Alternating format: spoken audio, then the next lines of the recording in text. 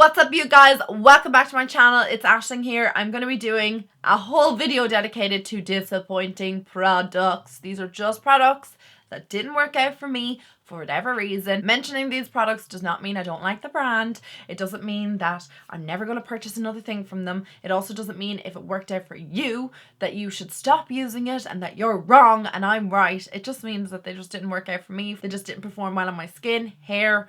I just didn't like the color, whatever. I'm just, we're just going to go through these products. The reason why I wanted to do this video is because I was obviously decluttering. I've been decluttering for a while. You'll see videos on decluttering as well. But these are products that I'm just like, I've tried them enough times. I'm just not into them anymore or ever, and they need to go. So I thought I would compile them into a video. Some of them you may have seen in monthly hits and misses, but the majority of them you haven't. There was just too many. I just couldn't include them in every monthly hits and misses because it would just be a whole misses video. So I said, why not just do that? A whole video dedicated to disappointing products. So if you're interested in seeing what products just did not work out for me, then just keep watching. I am way too much in a good mood to be talking about products I don't like. It sounds like I'm making a whole joke about, but it's not. This is so serious, guys. So serious. Compose myself right now. First product I want to talk about. I think this product probably costs more than all of the products that I'm going to be talking about in this video combined. Dun, dun, dun. It is the Vanish Hourglass Foundation. You knew this was going to be in this video. I had to talk about it again. I mentioned it in my February or January hits and misses. I think it was my February hits and misses. Holy God, what happened when they made this foundation? There are humans in this world who love this foundation. I have no doubt about that. I'm just not one of them. This foundation looked a hot mess on my skin. Not to mention that it didn't even match my skin. And it's the exact same shade as I wear in the stick foundation. So I don't know what happened there with the shade range. But this looks straight up yellow on my skin. Like, no. The shade is just so wrong. But when I used concealer and stuff, we kind of got the shade working. We kind of got it looking okay. It's super full coverage, guys. You can see that there. Look, I'll just put it over that like lip liner there. Just covers everything. Very full coverage. However, my issue with this is not the shade. First of all, this is a €60 foundation. Don't collapse, because I almost did when I bought this foundation. I was like, am I seriously going to spend €60 on something that could be just junk? But I was just hoping and praying that this would work out in my skin, and it just didn't at all. This aged my skin as well, which looked really weird. Like, when you're in your 20s, you don't want to have aged skin. I don't want to have aged skin in my 20s. I just didn't like the look of it on my skin. It made my skin look older. It was very heavy. I applied way too much the first time I did my wear test. This like way too much. So I since learned the errors of my ways, and I tried to work with it with just a little bit less. No, it still doesn't work. I've tried mixing it with different foundations. No. I've tried it over different primers. No. I have tried this with lightening agents. No. Any way that I could try and get this to work so that I could get the value of the €60 out of it, I have tried, and it has failed epically. This product is no longer going to be in my collection. Or maybe I'll keep it for like a full face of products that I don't like. That's an idea. I just can't get on board with it. It just doesn't look nice on my skin. And I'm so sad to say it, because I absolutely love the stick foundation. And I just thought for the price, I was going to love it. Just don't go on price, guys, because it doesn't say anything. All it just says is I'm an expensive product. It doesn't tell you that's gonna work. It didn't work for me. Next product up is from Go To Beauty. This is from, what was it, Bad Baby? Oh God, I can't remember. Anyway, she has that Copycat Beauty brand. I don't know if she's affiliated with them. And I tried out their products in, I think, the end of January. No, mid-January. And this was one of them. This was a comparison to the Sweet Peach palette from Too Faced. This is so far from Sweet Peach. It's just ridiculous. The products, actually, when you swatch them, the shadows rather, they don't look that bad. They really don't. They swatch fine. Like, they look great in the swatches. Like, not the best, but they don't look too bad. It's when you put them on the eyes. And in the first video that I ever tried this, it wasn't that bad. Like, I mean, it's an $8 palette. It's, you know, it's not outrageous in price. Sorry if I'm blinding you with it as well, guys. It's not that outrageous. It's just that the quality of the shadows is very poor and just not worth the $8 to me. Make Revolution make way better palettes for €4, so I would rather buy them. The pigmentation was just not there. The quality is not great. The way they blended, they kind of just blended away. In the first video, I thought it was okay. I tried it a couple of times since. I don't like it. So it's going to be leaving my collection. I might give it to my little cousin who's just kind of getting into makeup, and she could like have a play around with it. I don't want to like pass off crap to her. I do give her good products as well, but I just don't know what else to do with it. I've used it, so I will just give it to a better home, and I'll see, does my little cousin want to try it out. Next up is the L'Oreal Infallible More Than Concealer.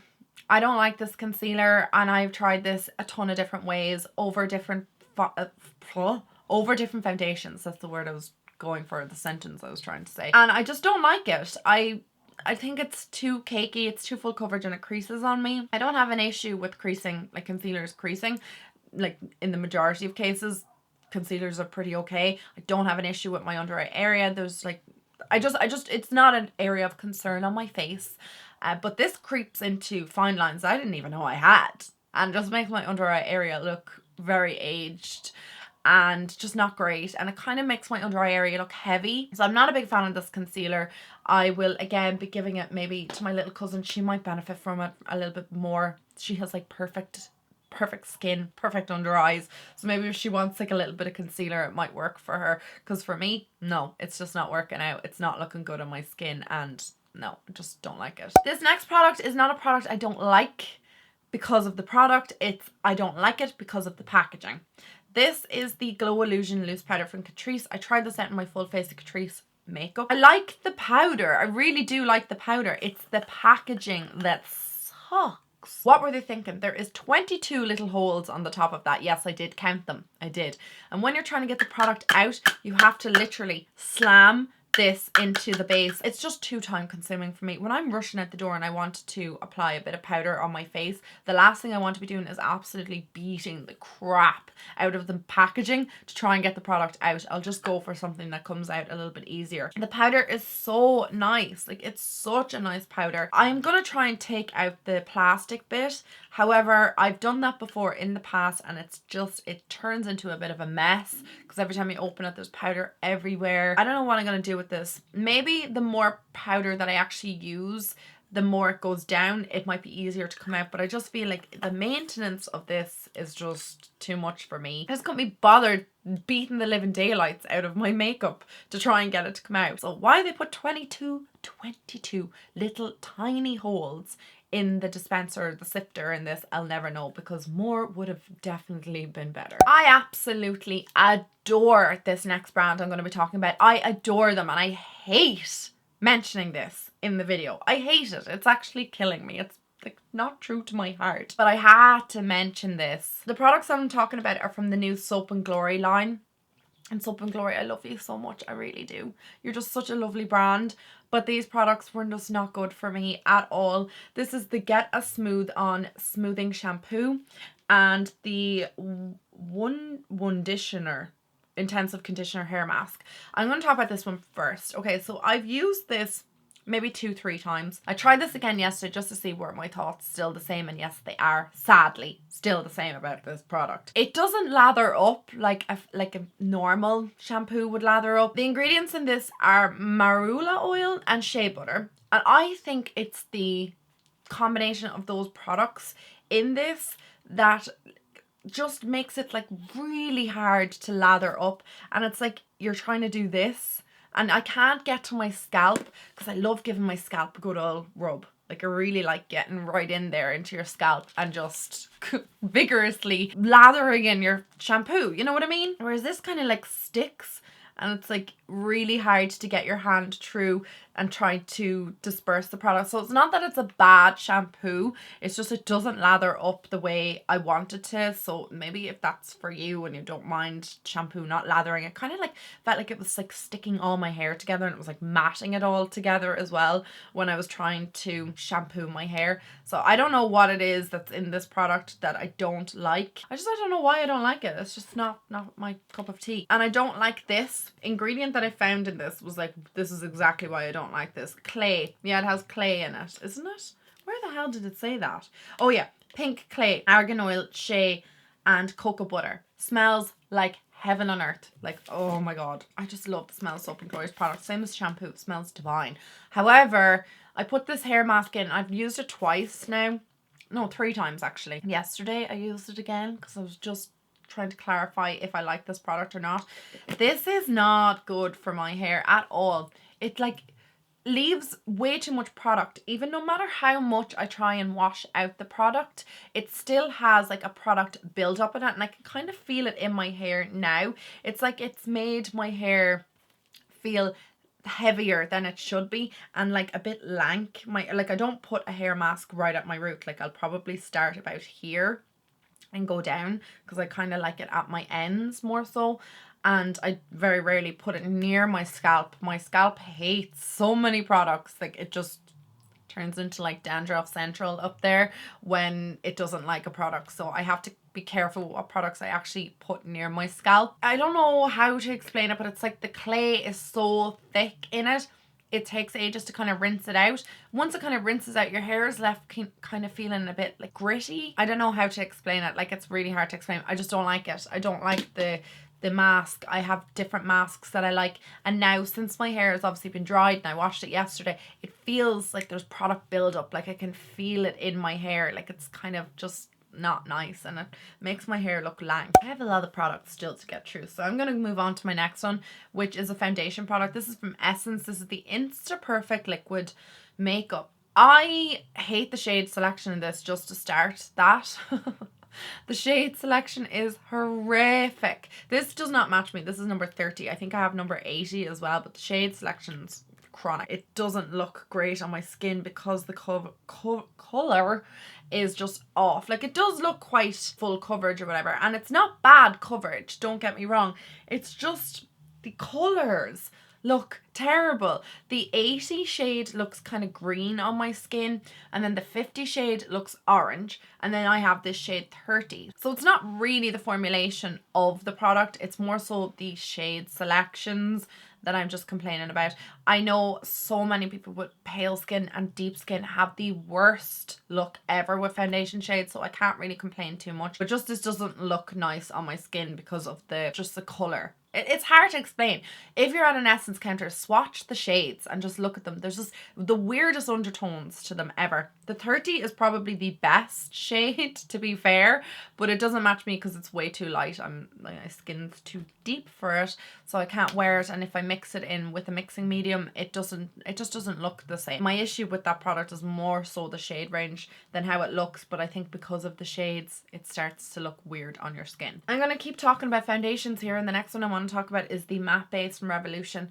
I tried this initially in January. Excuse me, I'm like cracking a high here. I tried this initially in January and I didn't mind it so much. I tried it again since, and I have 2 complaints with it. The first one is it's way too matte. Way too matte. Can't believe I'm saying that because I like matte, but it is way too matte on my skin. It just looks so flat. By the end of wearing this foundation, at the end of the day, it just didn't look great on my skin. It kind of like went patchy and kind of flaked off a bit, and it was just very dry and matte. And I don't have like dry patches on my skin. I tend to have oily skin, but I have issues kind of with my scalp. I mentioned that earlier. So around here, I can get a bit of dryness, and I have eczema and stuff. So sometimes I do get like little breakouts and stuff. This will cling to anything on your face. When I tried this one day, and I think I had like a dry patch, maybe where a spot was healing, somewhere around here on my face, and it just clung to all the dryness on my skin and just made it like so emphasized. So this is way too dry and matte.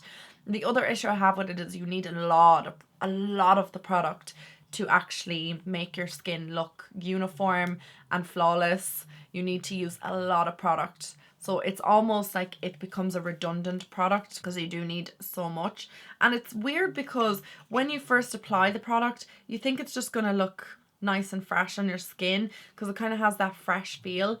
It's when it dries, like it's so matte. Like it's so matte. I don't know if that even makes any sense to you guys, but it's just a really, really flat matte foundation. I just don't like the appearance of it, and I don't like the way it clings to any dry patches. Even if you don't have them, it'll find them.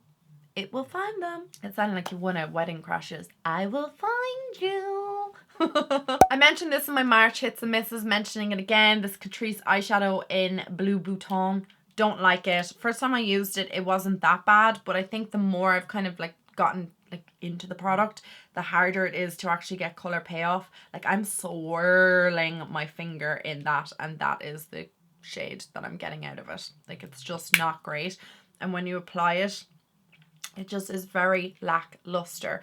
I am not comparing this to something like Jeffree Star Blue Bloods because this is a €3 eyeshadow. That is a €50. But I just wish that it was a little bit more pigmented. Just for the hell of it, I swatched a couple of Jeffree Star's eyeshadows. So that one, and that one. Beside it, this is the Catrice one. So it's just barely visible. No matter how much pigmentation you try to get out of the eyeshadow, it just doesn't come off. Again, it's only €3, but there are better eyeshadows from affordable brands like Makeup Revolution, and also Essence, which I talked about. Hang on one moment. Essence brought out these palettes. This is the Hello New York one, and they kind of have like a blue in here, which would be similar, and that swatches much better, as you can see that there. So I would definitely pick this up over the Catrice single eyeshadow, which was €3. I think these are like 5 or 6 maybe. So it's like kind of a no-brainer. I'm not kind of digging at Catrice because I know they're affordable and stuff, but I just don't think that the quality of this eyeshadow is there, even in comparison to an Essence one, you know. This next product I actually found in my makeup collection when I was kind of doing a bit of decluttering, especially when it came to like expired products.